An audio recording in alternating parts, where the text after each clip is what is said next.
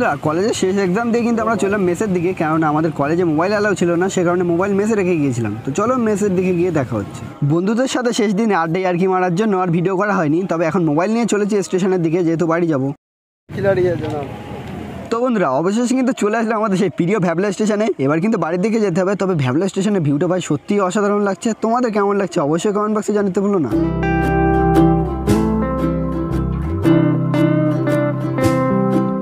বন্ধুরা হঠাৎ করেই দেখলাম স্টেশনের পাশে একটা দারুণ অশ্বত্থ গাছ, আর তলায় রয়েছে কালী মাতা।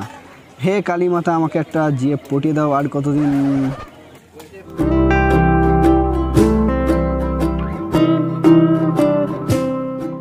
বন্ধুরা একটু দেরি করার ফলে আমাদের কিন্তু স্টেশনে দাঁড়িয়ে থাকতে হচ্ছে। ট্রেন প্রায় এখনো আধা ঘন্টা বাদে আসবে আমাদের ট্রেনটা। তো আসলে দেখা হচ্ছে, টাটা।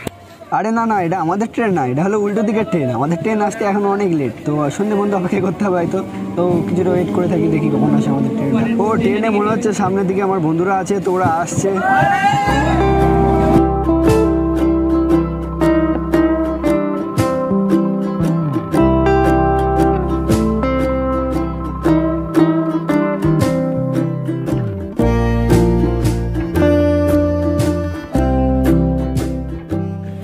এখন বাজে 5:20 আর এসে গেছে আমাদের ট্রেন। তো চলো ট্রেনে উঠে দেখাচ্ছি।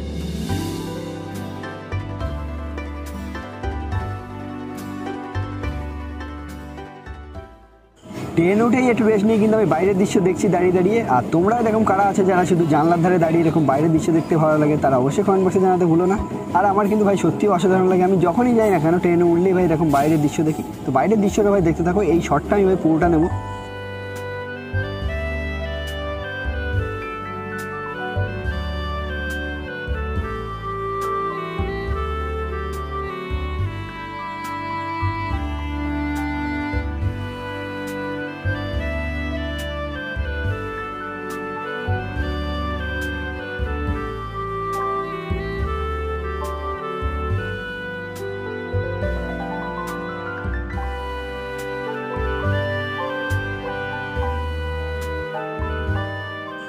এখন ভাই এসে দাঁড়িয়েছি মধ্যমপুর স্টেশনে। আর সত্যি বলতে আমাদের রুটের ভাই এই স্টেশনটা আমার সবচেয়ে প্রিয় লাগে, খুবই দুর্দান্ত একটা জায়গা। আর এখানকার ভাই সিনারিগুলো ভাই সত্যি অসাধারণ। তো তোমাদের কেমন লাগছে জানোই কিন্তু।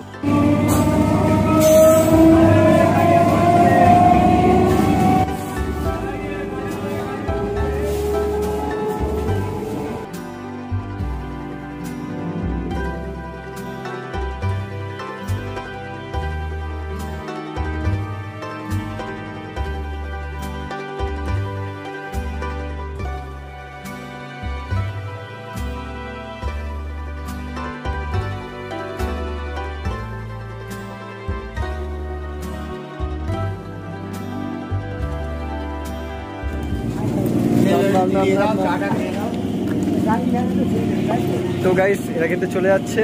তো দেখা হচ্ছে কালকে আবার চলে যাচ্ছে। তো দেখা হবে মঙ্গলবার দেখা হবে। টাটা।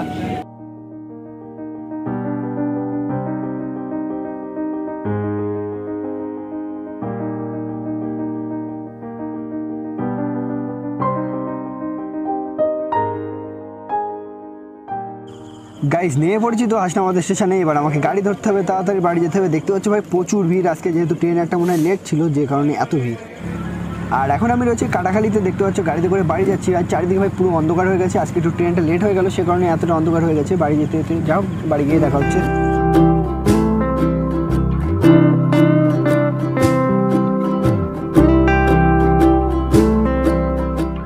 তো বন্ধুরা অবশ্যই কিন্তু বাড়ি চলে আসলাম। আর এখন কিন্তু চারিদিকে অন্ধকার হয়েছে, তোমরা দেখতে পাচ্ছ। বেজে গিয়েছে 6:27। তার মানে আমার প্রায় জার্নি করতে হয় 1.5 ঘন্টার মতো করে, যাওয়া আসা মিলিয়ে 3 ঘন্টা, ওই 3-4 ঘন্টা জার্নিতেই চলে যায়। তো যাই হোক এতটা স্ট্রেস ফিল হয়। আর মানে সকালে খেয়েছে, তারপরে খাওয়াই হয়নি।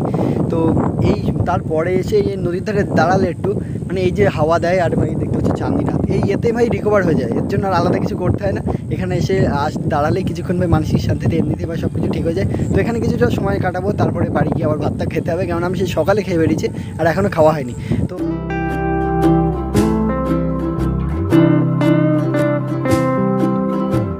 যাই হোক অনেকদিন বাদে কিন্তু রেস্ট পেলাম, আর এখন যে কোথায় যাবো কী করবো সেটা মানে কোনো প্ল্যানই নেই। তার কারণ যে অনেকদিন বাদে ভাই মুক্তি পেয়েছি, মনে হচ্ছে এখন জেলখানা থেকে বন্দি থেকে মুক্তি পাচ্ছি এখন। আর এতদিন ধরে মানে 6 তারিখ পর্যন্ত কারোর কল মানে রিসিভ করা হয়নি। তো যারা যারা কল করেছিল তাদের কল ব্যাক করতে হবে, SMS অনেক SMS জমে আছে, রিপ্লাই করতে হবে। অনেকে ভাবে যে ভাই ইচ্ছে করে SMS কিংবা কলের রিপ্লাই করছি না, তার কারণ হলো ভাই মোবাইল তো আমার কাছে থাকে না। তাছাড়া তোমরা জানো যে কলেজে কিন্তু মোবাইল অ্যালাউ নেই, পুলিশে মানে পুরো গার্ড দেয়, সে কারণে মেসে রেখে যেতে হয় মোবাইল। সে কারণে যাতায়াতের সময়ও অতটা চাপের মধ্যে মানসিক প্রেশারের মধ্যে আর কল ধরা হয়ে থাকে না। তো যাই হোক যেখানে যাই দেখা হচ্ছে টাটা। তো হ্যালো গাইস, এখন চলে এসেছি আমরা কিন্তু সবাই মিলে বন্ধুরা ঘুরতে হিঙ্গলগঞ্জে। তো এখন যাচ্ছি ঘুরতে, কোথায় যাচ্ছি আমরা? মাহমুদপুর। তো চলো মাহমুদপুরকে দেখা হচ্ছে টাটা। আমরা মাহমুদপুরে এসেই প্রথমে কিনে নিলাম 3 রোল। এবার রোল খেতে খেতে এবার ঘুরতে বেরোবো, চলো ঘুরে আসি।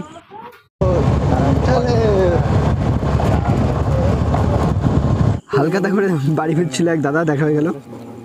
আজও না দুটো কি মনে হয় দেখে কমেন্টে জানাও। এখানে এসে তো আরেক ভাইয়ের সাথে দেখা, তার সাথে কামড়াকুমড়ি করে ভাই আমটা শেয়ার করে নিলাম। আর এরকম কাঁচা মিঠে আম ভাই কাঁচা খেতে কে কে ভালোবাসো জানাও।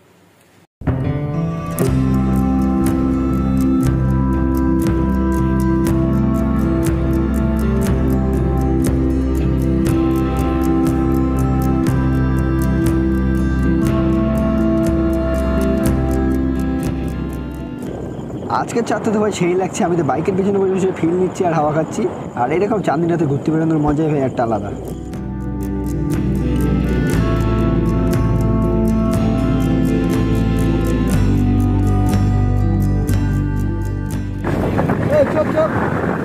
গান করো, এর সাথে গান করছিল না বলো আগে তো বলো, গান করো,